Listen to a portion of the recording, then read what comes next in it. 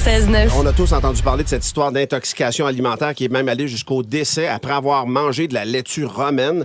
Il y a eu des avertissements d'ailleurs à quelques reprises. On s'est demandé si c'est un réel danger, visiblement. Oui, des aliments toxiques pour la santé. Est-ce qu'il y en a plusieurs? Pour répondre à nos questions, notre doc préféré, Michael Bensoussan, qui est ici ce matin. Salut, Michael. Salut tout le monde. Michael, qu'est-ce qui se passe avec mes légumes? Faut arrêter pas tout mes ça. légumes, là, mais les légumes. Oui, parce que tes légumes, on va se le dire, sont panés. Martin, de ce que j'ai cru comprendre, les légumes, toi, tu sais juste que c'est les patentes vertes et rouges qui sont à côté du hot dog. C'est la décoration. C'est ça. C'est ça. Alors oui, effectivement, là, il faut qu'on se parle un petit peu avec les auditeurs parce que c'est le printemps, il va faire beau. Bon, pas aujourd'hui, là, c'est encore l'hiver, mais demain, c'est le printemps. Et puis, il va faire beau, youpi youkou, on va tous se manger des petits légumes, des bons légumes, nos 5 fruits et légumes par jour. Et on se dit que tout ça est évidemment sans aucun danger pour la santé. On a parlé pendant Au contraire. tellement de fois des aliments transformés, des aliments super transformés.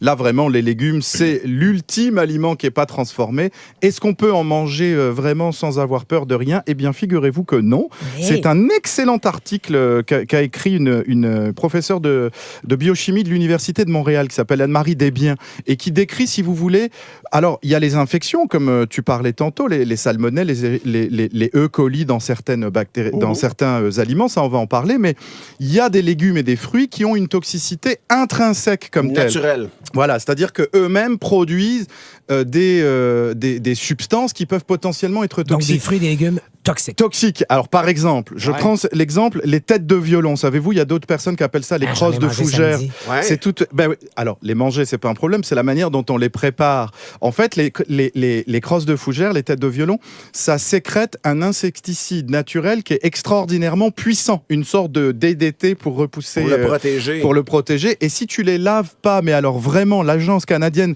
recommande de les rincer, de les laver 3 fois et de les cuire au moins 10 minutes. Il y a des cas décrits à l'hôpital de gens qui ont eu des diarrhées, des vomissements et même parfois des convulsions avec ces affaires-là s'ils ne sont pas bien nettoyés. Et ça n'a rien à voir avec des produits toxiques. C'est juste que produit la crosse de fougère comme telle. Quand on va faire des chili con o sin carne, avec les haricots rouges, le haricot rouge en lui-même produit, si vous voulez, des alcaloïdes qui peuvent donner des terribles crampes abdominales. Pas celui en conserve qu'on utilise souvent parce Non. que lui, il est précuit, c'est Non, ça? c'est la seule fois où je vais dire ça de la saison. Écoutez-moi bien, celui en conserve, a priori, est plus sécuritaire que le naturel. Imagine. Parce qu'il est pré-cuit. Voilà, je l'ai dit une fois, je le répéterai plus jamais. mais effectivement, il faut comme on le sait, le faire tremper, etc. Mais une fois qu'on l'a trempé, il faut beaucoup le rincer parce que ça peut faire très mal. Et ça, c'est au quelqu'un ventre. qui est exempt de problèmes de digestion ou d'allergie voilà, ou autre. Là. aucun problème. N'importe qui, bang, il mange ça, il est problème. S'il l'a pas bien rincé, Ah oui, s'il en a hein. mangé une grande quantité, etc. Et alors, la littérature... Je fais bien, moi, là. de pas manger de légumes. Mais oui, évidemment, Non, ça non. te va tellement bien au teint, Martin. Et alors, il y en a qui, dans la littérature médicale, aussi, ont fait des cas graves et ça va jusqu'au décès. Par exemple, nous allons bientôt arriver dans la saison de la rhubarbe. Alors, la rhubarbe, faut pas avoir peur de la rhubarbe. En revanche, il n'y a rien à faire avec les feuilles de la rhubarbe. Les feuilles de la rhubarbe, c'est un excellent insecticide, paraît-il. C'est un insecticide naturel qu'utilisent les cultivateurs bio. Ils prennent les feuilles de la rhubarbe, ils les font bouillir, ils pulvérisent ça. Ça marche très bien, mais par contre, dans la littérature médicale, il y a des convulsions, il y a des états neurologiques sévères, il y a des morts avec les feuilles de rhubarbe. Donc, C'est pas ce qu'on mange, par exemple. C'est plus la tige. Oui, qu'on on mange la là. tige, nous. Mais on est en La feuille, il faut vraiment Ouais. l'acheter. Il n'y a absolument rien à faire avec ça. Et dernière petite précision qui était très intéressante dans l'article, quand vous avez sur vos pommes de terre du vert là, qui apparaît, c'est un dérivé de chlorophylle qui vient avec des alcaloïdes, qui peut aussi faire mal au ventre et qui ne disparaît pas à la cuisson. Donc, si vous avez des petits morceaux de verre sur vos patates, Sur la pelure, on voit vraiment, Voilà. on pense que c'est pas mûr. Là, c'est ça. Il Faut tout enlever ça parce que ça peut potentiellement faire mal au ventre. Donc ça, c'était pour les problèmes que peuvent donner intrinsèquement. Maintenant, il y a aussi des infections qu'il peut y avoir sur les aliments, mais ça. On va devoir s'en parler une fois qu'on aura vu la circulation. Il paraît qu'on est très très très surveillé là au niveau du timing, donc je voudrais absolument que ce soit très clair qu'on va à la Donc, circulation c'est à plus à l'heure toi. et je perdrai plus de temps avec ça. Je vais finir ma phrase maintenant. 96.9. On est en compagnie du docteur Michael Bensoussan. On parle des aliments toxiques pour la santé. On a parlé donc d'aliments en apparence sains, mais qui présentent des dangers, tête de violon et autres haricots pour le chili. Mais là, Billy, ça t'intéresse, toi, les pesticides? Les pesticides qu'on retrouve souvent sur les fruits et légumes, et on en a un peu peur. Il y a les fraises, entre autres. À part brûler la bouche, on peut-tu tomber malade en mangeant ça? Alors ça, c'est tout un débat. Il y a un rapport qui est sorti par les autorités américaines l'année dernière et qui a été, la FDA donc, et qui a été renforcé par l'agence canadienne. Un rapport où ils dénoncent les 12 fruits... Pas ils dénoncent, ils décrivent les 12 fruits et légumes qui contiennent le plus de pesticides. Écoutez, ça c'est un vrai... Et ce rapport s'appelle... Il a été appelé par la presse, en tout cas, The Dirty Dozen, les 12 salopards, en hommage au film, et non pas en hommage au père de Rachid Badouri. Non. En fait, et c'est ça. En fait, c'est les 12 aliments qu'on mange, qu'on achète sur le marché, qui contiennent le plus de pesticides. La championne, toute catégorie, c'est les pommes. Si vous n'achetez pas des pommes bio, si vous achetez des pommes autrement que bio, toutes les pommes contiennent dans la peau des pesticides. C'est vrai aussi pour les pêches, les nectarines, et c'est extraordinairement fréquemment vrai. Dans la peau. Juste de les laver, ça oui, alors pas, c'est ça le problème, c'est qu'on dit oui, mais c'est dans la peau qu'on a le plus de vitamines. C'est vrai qu'il y a beaucoup de vitamines et que supposément quand on mange un fruit, on est supposé de manger la peau. Les nectarines aussi. Puis les nectarines, les pommes de terre, donc tu conseilles d'arrêter de manger tout ça.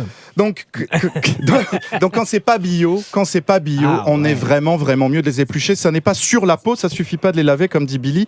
Il faudrait les éplucher. Alors une fois que j'ai dit ça, pourquoi? Parce que quand on dit... orange, on est correct là, théoriquement. Non, si elle est pas bio, ça les oranges, les citrons, tu sais quand on râpe des zestes de citron pour faire des cocktails ou des recettes. Ouais, je comprends, mais l'orange, on mange le dedans. C'est full pesticides. Pour vrai? Oui. Alors.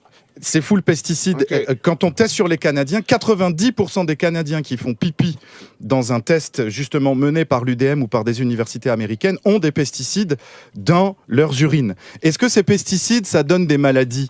On n'a pas de preuves pour dire ça. Mais par contre, la littérature est perclue de suspicions. Est-ce qu'il y a plus de TDAH dans les régions américaine agricole? Oui, ça a l'air.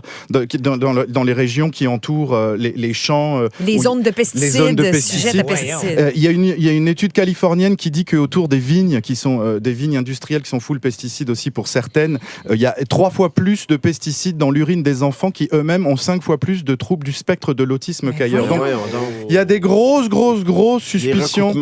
Donc en tout cas, si vos fruits et légumes ne sont pas bio, ce que je comprendrais parce que la plupart du temps c'est au moins 50% plus cher, on est quand même mieux, de les éplucher et de se débarrasser de la peau. Ça paraît bien important. Vive la poutine, c'est de l'intérieur de patate. Il n'y a aucun danger. Michael, les risques infectieux, je veux qu'on parle. Est-ce qu'il faut craindre certains aliments? C'est quoi cette histoire avec la laitue romaine? Alors, la laitue romaine, pour dire aux auditeurs, c'est la race la plus fréquente de laitue. Elle vient dans tous les mesclins et autres mélanges de salades. Et elle est extraordinairement utilisée comme salade préparée en sachet quand on l'achète au supermarché ou évidemment quand on mange aux collectivités ou au restaurant.